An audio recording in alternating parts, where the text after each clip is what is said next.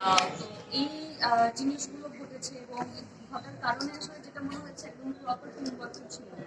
আর সবার এফোর্টটাও এত বেশি ছিল যে যখন আমরা শুটে যাই ওই সময় আমরা নার্ভাস ফিল করি না, বাট তার আগে প্রিপারেশনের সময় তো আসলে আমরা কিছু জিনিস বলি হ্যাঁ এটা ঠিক আছে, আবার কয়েকদিন পরে মনে হয় যে না না আমরা এটা এইভাবে করবো না। তো ওই ডিসকাশনের জায়গাটা সবসময় ছিল, বাট শুটিং এ নার্ভাসনেসটা আসলে কাজ করতো এরকম এইভাবে যে আমরা তো অনেক সকালবেলা কাজ শুরু করতাম এবং আমাদের ওই দিনে যা যা আসলে প্ল্যানিং এর মধ্যে আছে আমরা সেটা করতে পারবো কিনা, কোনো বিকজ আমরা তো অনেক রিয়েল লোকেশনে শুট করেছি। তো রিয়েল লোকেশন অনেক কিছু ঘটতে পারে, ট্রাফিক থাকতে পারে, হয়তো আমরা পৌঁছাবো না, বা কোনো